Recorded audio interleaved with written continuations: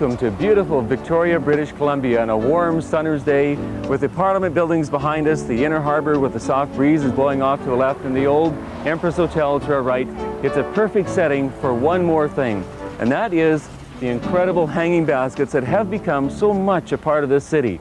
You know, the color they provide from early in the summer right through until fall, the wonderful blend of Tagetes marigolds we see here, the oranges and the yellows, the beautiful blues of the lobelia and all the different shades, the geraniums, the petunias, and the viscaria that blends so nicely to the basket.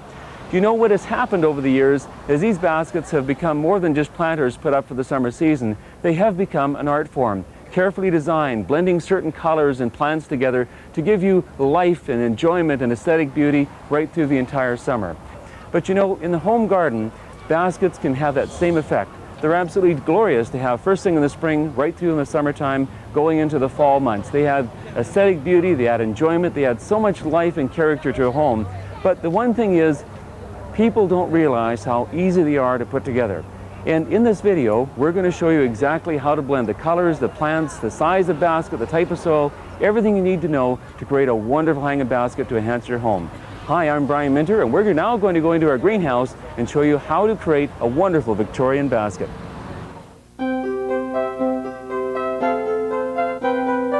It's nice to be back in a greenhouse where we can actually create some of these wonderful baskets we've been talking about.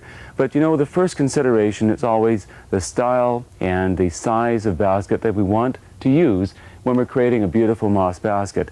Now, first of all, the strength of the basket is important. You do want to have a basket that has a fairly good sized metal structure, because when you actually stop and think about it, when all the plants are in the basket and you've got lots of soil in there and you've watered that soil, you can have a weight varying anywhere from, say, 50 pounds to 80 pounds to well over 100 pounds, depending on the size of basket. So you do want a basket that is going to hold that particular weight. And we'll talk about the hangers a little bit later, because you need a hanger to support that weight as well. This is about the minimum size I would even consider, and I think this is too small. This is a 12-inch basket. And to me, with all the plants going in both inside, on top, and around the edges, it's simply too small an area, a soil surface area, for the plants to grow and do well. We do need a larger basket. So I think that a 12-inch basket is simply too small. A 16 is usually about the minimum size that most people like to use, particularly in the industry. 14 is okay, but 16 is better. And here we have a typical 16-inch right here. And it'll hold enough soil so that all the plants right through the entire season can perform well. And that's really the key. Also, the sides are quite pliable. If you do have the hangers that will hold the type of weight we're talking about, because when these baskets are fully loaded with plants and with water at the same time, you're looking at a basket that could weigh anywhere between 80 and 150 pounds. You're looking at a pretty heavy basket. So that's why the style of basket is important, to make sure it's strong.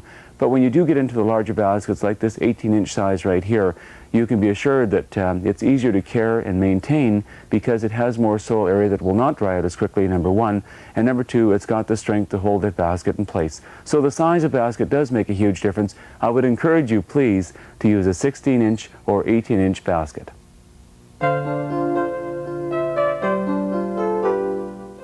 Now, the type of soil that you're going to use in a basket does make a huge difference. We know that in Victoria baskets they still use actual soil that they've blended together, but the tradition in North America now is to use soilless mixes. And we're talking about soilless mixes, primarily it's a peat moss mix. Now, there's two considerations when you're choosing soil. One is, will it hold enough moisture? Because you don't want to be continually watering day after day after day and having the moisture disappear. You do need some moisture retention, that's important. The second thing is, when you put your soil into your baskets, and there's many considerations here, one of the things that you have to watch out for is that you don't have the soil too compact. And that's why some of the white granules you'll see right here are called perlite. That is usually blended into the soil. Now, in my opinion, if you buy a sterilized potting soil, and there's many good brands out there that will do the job, that's all that's really important. And you know what I use as a test of good soil? And this is really something you should keep in mind. If you're to take a handful of soil that is moist and squeeze it as hard as you can, I really squeeze it hard, and then I open my hand, you can see the little ball we've got left here right now. I open my hand and I crumble it with my thumb, like that. And if it crumbles easily, I know I've got a soil that will actually allow the air to get in to the roots, which is very, very important, and allow water to get through. It's very, very, to me, important in terms of selecting a good soil. So there's many good soil companies out there that do produce a pretty good product, but that's the most important consideration, the fact that it will retain moisture while at the same time allowing the air and the water to get through very, very quickly. To me, that's absolutely crucial. Now, one of the key ingredients, of course, in a moss basket is the moss. And where do you get moss? Well, we know that in many cases, if you do live in the West Coast, which we often call the wet coast, most of our lawns are loaded with moss, but that's really not the type you really need to use. What you want to do is purchase it really in a garden store that sells it, and get good colored moss, first of all. Moss that's been sitting around for some time, that is all dried out, is not going to look good in a basket. So make sure it's still got that wonderful rich color.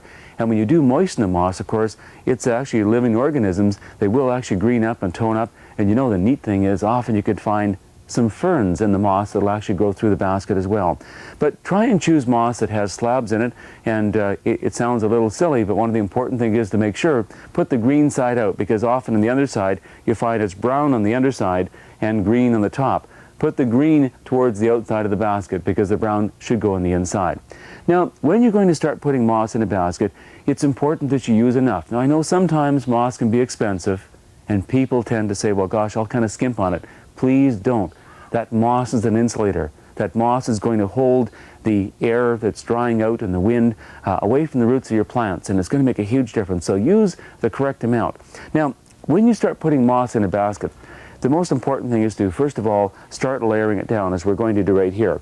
Here we're putting the green side to the outside and the inside, and pack it in fairly tightly so it doesn't sit just on top. Actually pack it in place, because we're going to be able to, later on, want to access that moss to put our plants in through it.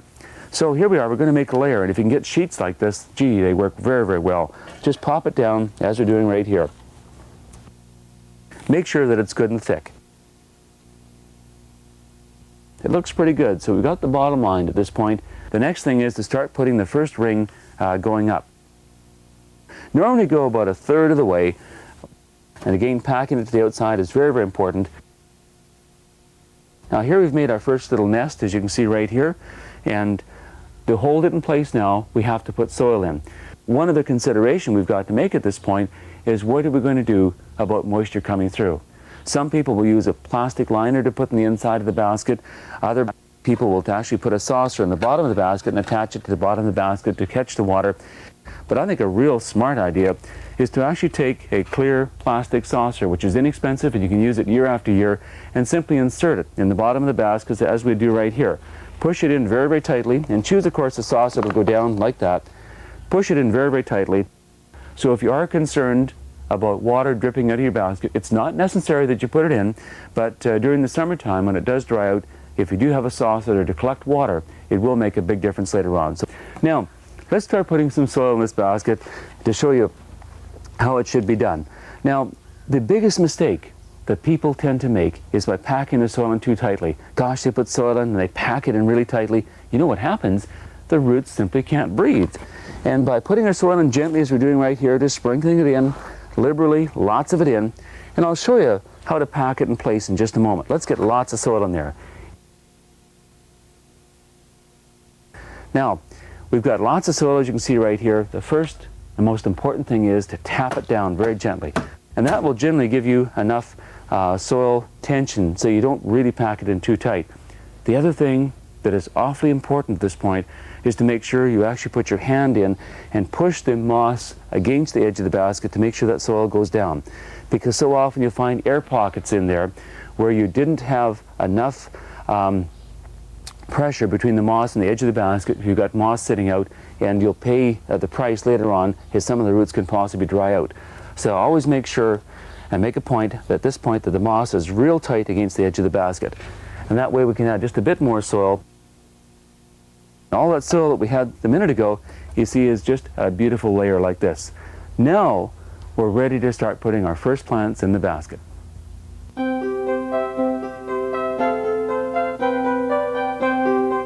The most fun in making a moss basket, of course, is putting all the plants in and creating those wonderful combinations. But one thing I do want to point out is when you're trying to put a moss basket together, don't lean down, bring it up as high as you possibly can. I'll put this little stand in like this, so you can actually get the moss basket up, you can actually see what you're doing. It makes a lot of difference in, of course, the ease of putting it together.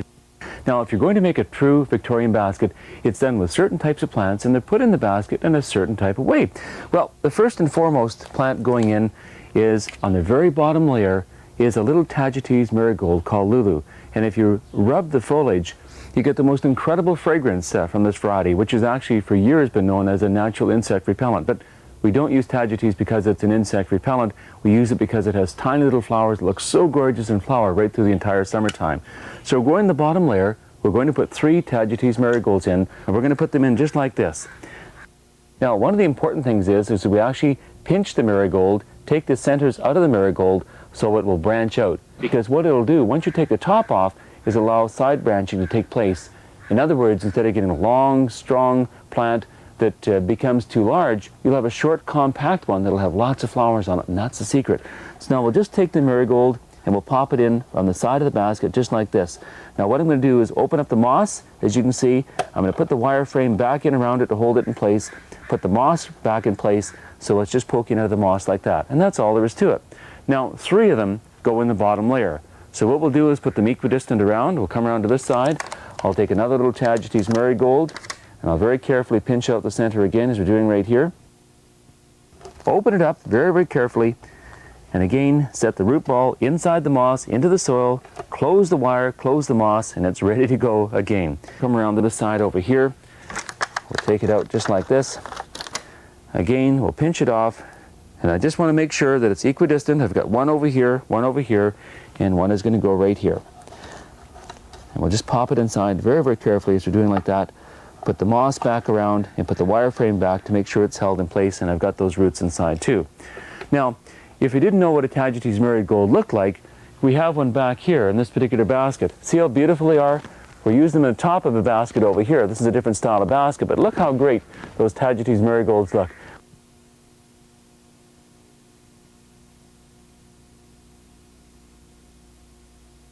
Now, one of the key things about a moss basket is the plants that hang down. I mean, it is actually a hanging basket too, which is very, very important.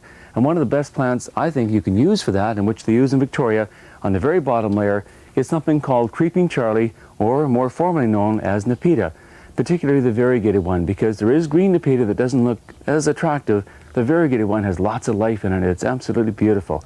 Now, when you take these Nepeta out of the little pots, you must do one thing, which is very, very important, is ruffle up the roots, because they're quite root bound in many cases. So ruffle up the roots so those roots take off in the new soil right away. And that is really a key issue.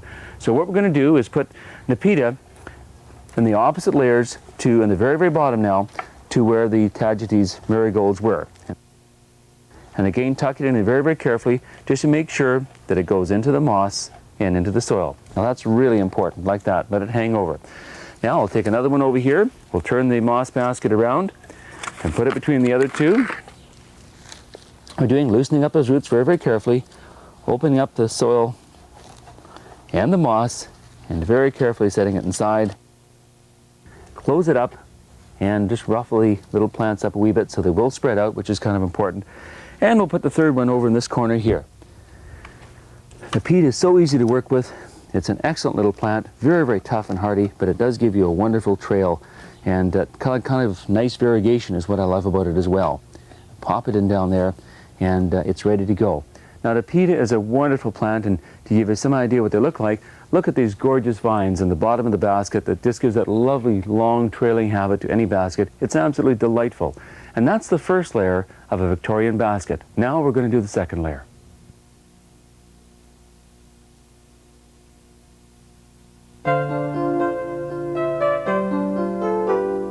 Now, to get the second layer in, what we have to do is add more moss, which we have lots of moss here, looking really good and colorful. We'll set it along the side, just as we're doing right here.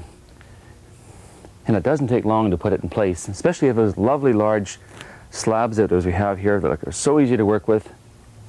I love these big ones like that to make it a lot easier to work with soil. So here we are putting a top layer in, as you can see right here. It looks a wonderful nest. And what we'll do is again add some of our wonderful sterilized soil mix in here, and again put lots of soil in. It's really, really important, and not packing it in too terribly tight. Now there's a little trick here we'll show you a little bit later, and that's called making a collar on the top of the basket. We're not putting that top layer in just yet, but I want you to make sure that you don't just stop right here. Later on we'll show you how to make a collar before we put the top layer in. Notice how we're tapping things down again, and notice again how important it is to take the outside layer of moss and push it tightly against the basket. It's absolutely crucial that you do not have any air pockets in there. And as soon as we do that, and again notice how we're not packing the soil in, but we're setting it down gently, you can see how the moss has allowed the soil to settle in a little bit more, and we could actually use a fair amount of soil in here. There we are. Now we're ready to go and put our second layer in. Now on the second layer we've got a few more plants. We're coming up a little higher, and the secret on the second layer is to put the plants in such a way that we're actually putting them between the other plants. Now one of the first ones to go in on the second layer is some beautiful sapphire lobelia. Gosh, sapphire is a wonderful deep rich blue, and it grows so easily, and of course in a moss basket it's right at home. You normally find them in little clumps just like this. Now what you normally do is divide those clumps up in half, because sometimes when you're opening up a little basket as you buy in a garden store, you'll find that you get too big a clump, and you don't want to have that.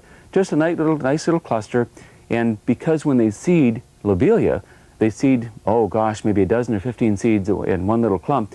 You've got to make sure you've got no more than about 8 or 10, otherwise it becomes too big and too massive. So what we're going to do now is start putting a lobelia. Remember, we've got little lulu down here, and the second layer going up, we're going to put a trailing sapphire lobelia, 3 plants around the outside, just like so. Here goes one right over here, and you can see the in between the tagetes and the nepeta over here. Again, we'll take another one over here, in between our tagetes on this side over here. There we are, like so. And it's really important, folks, to make sure you get those roots inside. Don't let them just sit in the moss, especially if they're smaller roots. Fluff it up again, and we'll put one more clump right around this side over here. Just about perfect. There we go, just like that.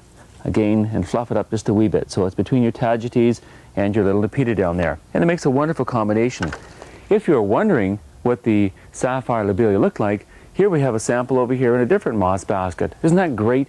It adds a wonderful, rich, deep blue to a basket, and usually have a little bit of a white eye, but it's a gorgeous color to add to a basket. Especially, we're going to blend it with that yellow Lulu Tagetes marigold. Now, for an even different type of color, we're going to add another Tagetes marigold, but this time it's one called Orange Gem. It's a wonderful little orange marigold that looks so great. And we're going to pop them out of the basket as we're doing right here. And again, we're going to pinch them off as we did with the yellow one. And now we're going to go and put it just opposite the sapphire. We're going to put it on this side over here. Now you can see the sapphire and the orange gem are very close to each other, but again with the other plants around. Looks just great. So we'll go over here, put another one in. We'll pinch it off very, very carefully. Here's our sapphire over here. We'll put our orange gem over this side here. Tuck it in very, very carefully. We pinch it off. And then finally, we'll put one more over on this side here. Again, pinching it off very carefully and popping it in beside the beautiful sapphire lobelia. There we go. Now, we've got all the Tagetes orange gem in, and Tagetes orange gem, I don't have a very big one to show you, but this is basically what it looks like. If you can see over here, we've got the little orange flowers on it. They're bright and cheery, and my golly, in the scheme of things with the yellow and orange and blue so far, they look absolutely wonderful. Now, the next plant to go in is going to be a very unusual plant called a schizanthus. Now this is schizanthus right here. It's often called the poor man's orchid, but my goodness, it looks so rich and lovely. It's absolutely fabulous. And it's going to go in between. What we're going to do is tuck it in on the same layer over here. We're going to set it in very, very gently to make sure it goes inside. The roots will hold it in place. There we are right there. And it's a variety called Star Parade. We're going to pop them in as we go over here. We'll just open up the moss again, set it in very, very gently like that. Make sure those roots are in. Over here, boy, did they ever add color to a basket. And we'll put one more over on this side over here. There we are. Just like that. Now, The schizanthus, or the poor man's orchid, as I told you, adds a lot of color. Here we have one in a different basket over here. See the color it adds? It's absolutely magnificent. So rich and so vibrant. It's a great basket plant. It really is. Now, the next thing to go in a basket, and of course geraniums have been very much a part of a basket for years, is a variety called Shirley Claret. It's a wonderful geranium and it's a wonderful red. But the problem is with most geraniums, when you go to buy them in garden stores, is they're actually in about a 4-inch pot. It's hard to get them in smaller pots because they're a little more expensive and take a little bit longer time to grow. So what you have to do is, of course, not be afraid to break up the roots just a wee bit. And that's exactly what we're going to do. We're going to take it out of its pot like that. Now, you can see the roots all around the outside here, but we're going to have to loosen it up just a little bit. Now, don't be afraid, honestly, to take some of the soil away. And folks, you have to, otherwise you're not going to be able to get it into the basket. Now, we've got lots of plants over here. Let's start over here by putting a geranium in this layer, the Shirley Claret, right over here.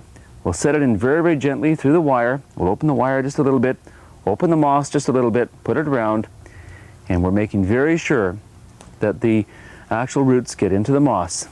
There we are, and it's going to fit in lovely. I love those beautiful ivy leaves in amongst the other ones.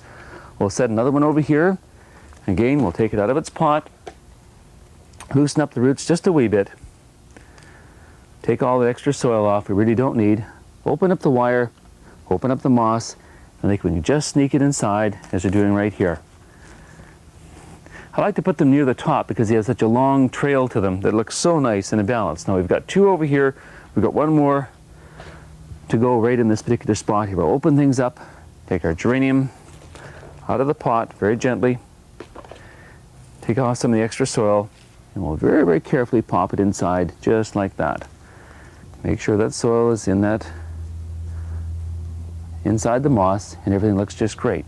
Now, I don't have an example of in bloom just yet of Shirley Claret, but the ivy geraniums are going to look like this. Aren't they magnificent?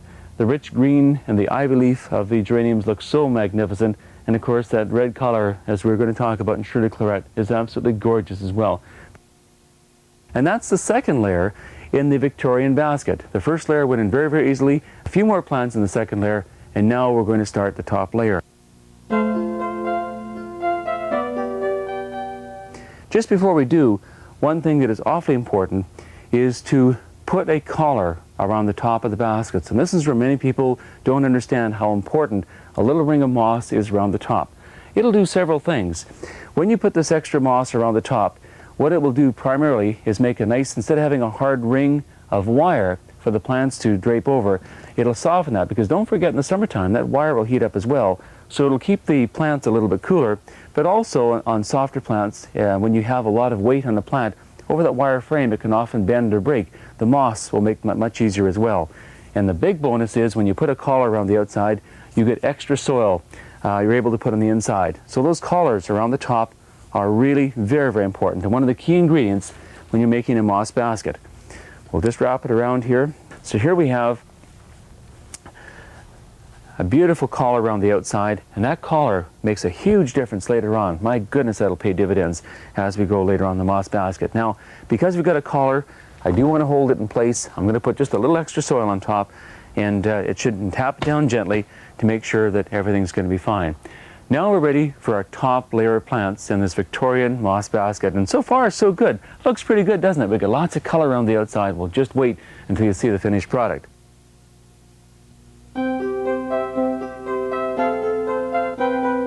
Now that the collar's in place, we're ready to do the last layer of this beautiful Victorian basket. And we don't actually put much on the top, just a few things, like this beautiful lobelia called Blue Fountains. Actually, the Fountain series of lobelia just came out a few years ago, and what it did is add a new dimension to colors in lobelia. Gosh, there's deep reds and there's soft whites and there's all different types of colors, but the Blue Fountain is the one the Victoria folks have chosen because of a soft blue color. It looks just great.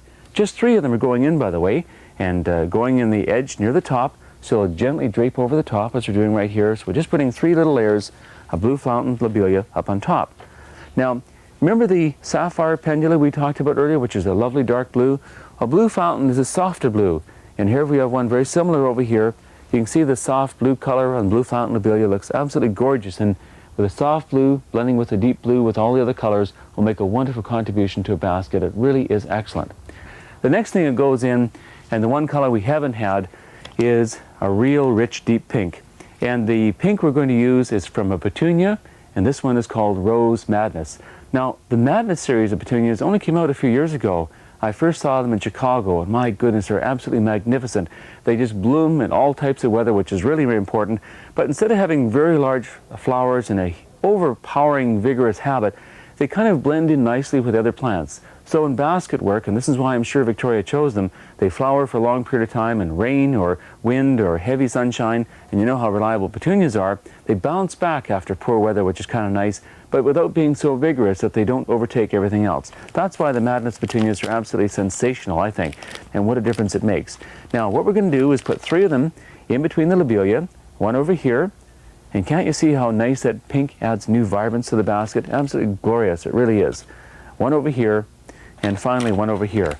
You'd be surprised how quickly they grow, so you don't need a lot in the top layer.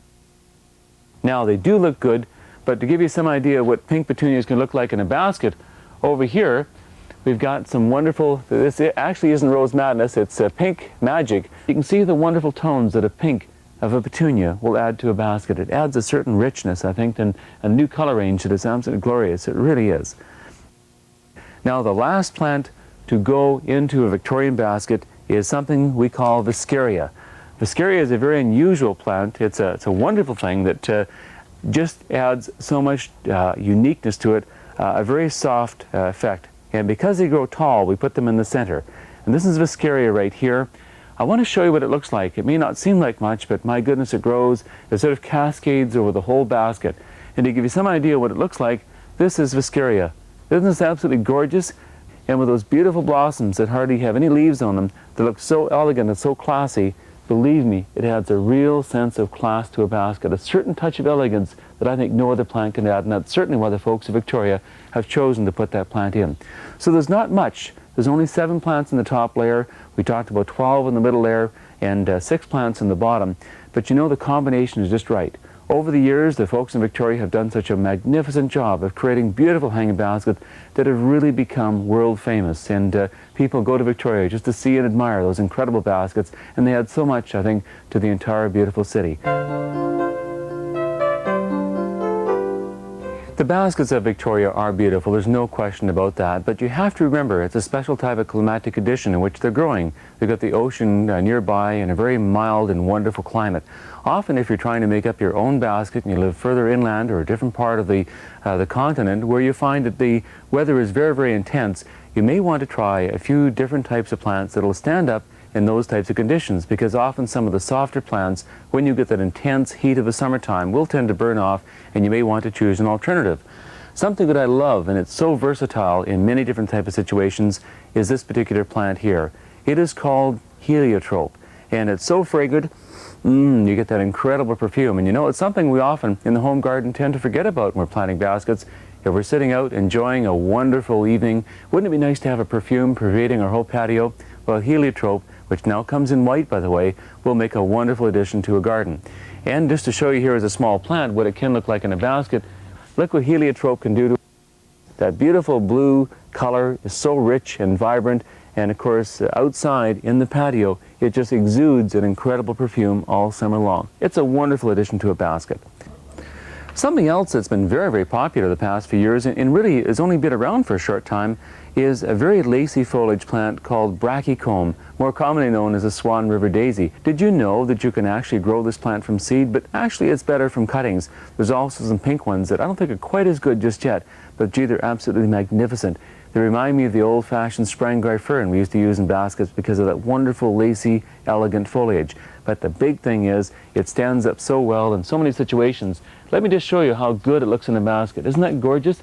It adds a touch of class because of the simple elegance of the very lacy foliage. It never seems to quit flowering, and I think it's absolutely great. Coming out, by the way, in the next few years in a good pink variety from Europe too, which is really quite exceptional. For plants that love intense heat and need very little care, probably the wax begonias or the fibrous rooted begonias are simply one of the best. And believe me, do they ever tolerate a little bit of hot sun or a lot of hot sun or some shade? In rain or shine, these plants just won't let you down. They're absolutely incredible in terms of the performance they give. Let me give you an example here. Here's a pillar basket that we're creating right now, and we've got the red and the white begonias in, and you know these plants will not let you down in full hot sun. And believe me, I do mean hot sun or shade. They're absolutely magnificent. A great plant to add to a basket and available everywhere. For the real hot areas, look at these new plants. They are absolutely delightful. These are called gazanias. They're started from seed or from cuttings, depending on the variety you want to get them, but they are available, they're inexpensive, and wow, do they ever add class to a basket. There's a new variety called the Talent Series that just came out last year, and look at the silver foliage, and silver is a very important color to add to a basket. And you know, they're absolutely great. You can see them here in a basket. This is the green foliage variety, but the daisy type of kaleidoscope of flower just seem to add so much to a basket. You know, they're non-competing with other plants, and they add that little spark of brilliance and vibrance. I think it's so nice. And again, in baskets, they do add an awful lot. For a change of pace, this is a relatively new plant that's come out the past few years. It's called Centradina, and think of a cent or a penny to think of the name. But you know, it has bronze foliage on it. And you know what? This is loaded with beautiful, deep blue flowers later in the year. And the curious thing about this particular plant, I found it does well in full hot sun or shade equally. And to give you an idea of what it can look like in a basket, here we have Centradina over here around this beautiful schizanthus. I like the fact that it blends in elegantly with other plants as well and complements them. And the blue flowers, which generally come later in the season, are simply magnificent. Again, that is called Centradina, a magnificent plant. And certainly one of the standbys over the years has been this plant here in really intense heat situations. It is, again, very soft and elegant in terms of the form of the plant. This is a variety of plant called the lotus vine. And lotus is absolutely great. It is also commonly known as the parrot's beak. Here we have the old-fashioned variety that has the red flowers on it. This is a new variety called Gold Flash. And Gold Flash is a little bit easier to grow. We find this variety is, if you're taking your own cuttings, a bit difficult to do. But both of them, once they get into a basket, give you grand garden performance. Again, that silver type of texture brings other colors alive in a basket. And with the red flowers and the gold flowers, and these fellows really show up late in the season, when everything else, after a lot of intense sun, tends to maybe become a little bit weak and a little bit shop-worn with all that intense heat. You'll find that these plants thrive in that and give you good color. If you want to know what they look like in a basket, take a look over here. Here we have an example of lotus back here. Look at this gorgeous vine. Look how it complements other plants. It's absolutely magnificent. And late in the season, when we get the colors starting to come out of the flowers, boy, they add new life and vibrance. And I think that's very, very important. Another one that is maybe not as common, but if you can find it, use it. This is a selenium, or actually commonly called the potato vine. And you know, we've talked about so many different types of flowers, but white is one color we haven't used in a basket. And the potato vine or selenium is absolutely great because it adds, again, a lot of class to a basket. It's a very simple plant. It blends in amongst other flowers. And you can see it being used back here in a basket up here, not just coming into bud right now. And I like the fact that it doesn't overpower like Viscaria, but adds a touch of white. And white flowers in a basket, I think, are absolutely magnificent. And the last one I want to talk about is a vine. We talked about Creeping Charlie or Nepeta, which really is quite classy and elegant.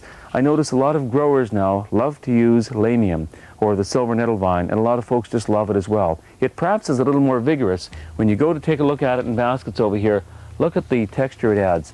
Absolutely beautiful. And it's a very classy vine, beautiful, rich, deep green leaves with a silver all the way through them, and that's why they call them the silver nettle vine. But it grows so quickly. It's a very, very hardy perennial, and you know what? It does equally well in full hot sun or heavy shade as well. But again, it's called Lamium, the silver nettle vine, and it's one of the very best I think you could find for a trailing plant in a basket. So if you can't find all those incredible plants that look so good in Victorian baskets, here's a few alternatives that you may find in your particular area that would blend in just as well and look great. And the one last thing is, don't forget about the fragrance. It's so nice to have that touch in a basket. Now that we've planted a beautiful Victorian basket, unfortunately, we're only halfway there. The care and maintenance of basket is really the secret to success. And we have to start off by watering our plants in thoroughly each time we do. Now, watering is probably one of the most important things you can do when you're coming to a basket.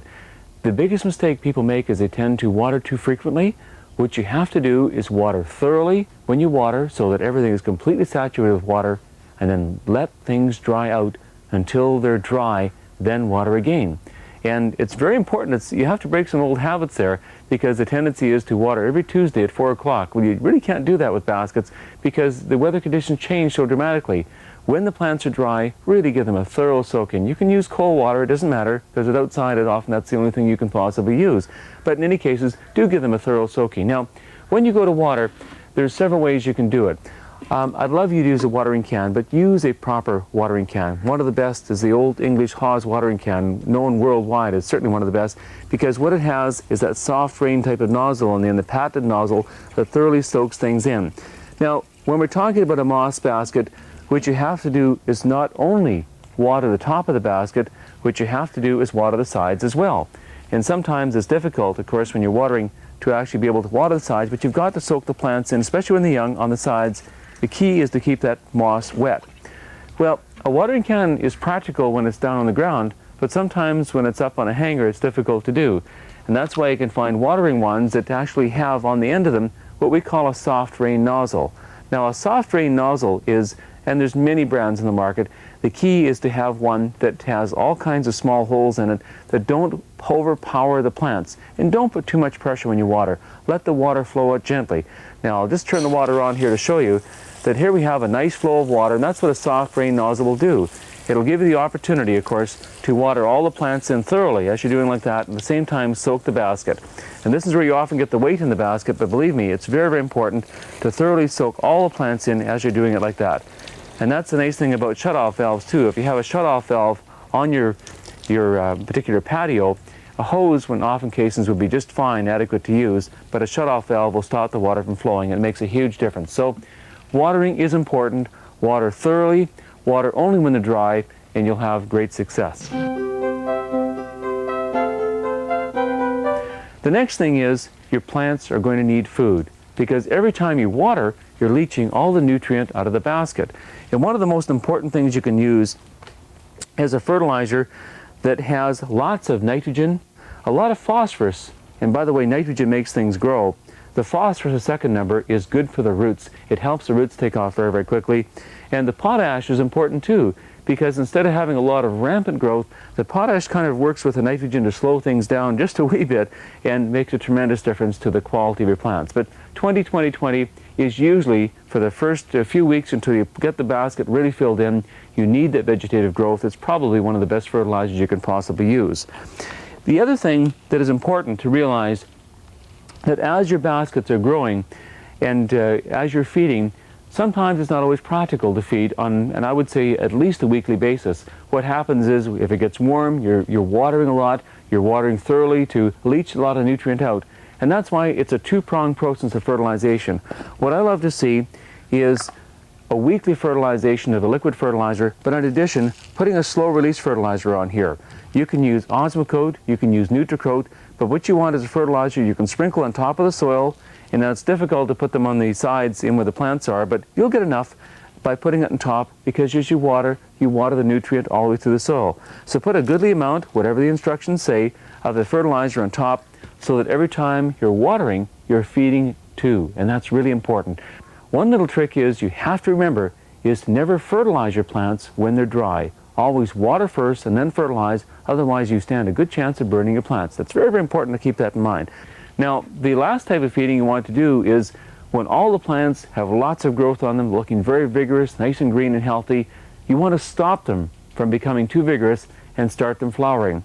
And that's why later on you switch over to a fertilizer that is low in nitrogen.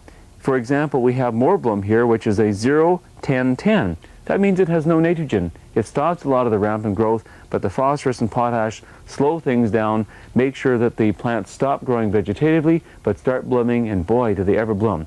So weekly feedings of Moorbloom or a blooming type fertilizer, and there's many of them in the market, will make a huge difference later on. So that's a sequence of fertilizing. Now, the last thing we have to do is hang the basket up, and it's important because of the weight of this basket that you have a proper hanger on. Now, after you've watered this basket, when you actually feel the weight, this is at least 50 to 60 pounds right now. It is very, very heavy with the type of water we have. What I'm concerned about, and it's a very practical concern, is that the basket may come down on top of someone if you're not careful, especially if you have a very windy area where things tend to blow around. What I'd like to suggest is you do not use little hooks like this where they have some wires that are simply crimped on top. They will not give you the strength you need. It's because it could be dangerous if someone is sitting under a basket and it falls on them. What you want to use is some heavy-duty wires like this that have a ring in the center that's simply wires wrapped around each other that have good strength. And use at least 4, or the hangers with 4 wires on them. It makes all the difference in the world. If you're not sure, put 2 of them together. And it is very, very important. And one little trick in putting wires on, and believe me, I've seen so many people make this mistake. Before you put the wires on, what you do is you bend them all together at once. Don't bend them individually. Otherwise, your basket will always hang crooked. It's like a Christmas tree trying to get it straight. It'll never quite happen. And then what you do is you very carefully go from the outside around your wire frame, and don't wrap it once, wrap it several times around the outside like this. Again, over here, and do them equidistant. Very, very thoroughly around, and then over here as well. Usually 4 wires are adequate. 3 sometimes don't do the job. 4 seem to work a little bit better. And when you get them firmly in place, you'll be quite secure in knowing you can hang your basket up without any problems at all. You need a hook for this type of basket, but with this strength of wire, you won't have any problems at all. And that's all there is to the care and maintenance of a basket. Hang them properly so they're secure, and then that weekly feeding liquid fertilizer, and of course the slow release fertilizer in the basket. And when you water, water thoroughly with a soft rain nozzle, and you'll have great success every time. Good luck.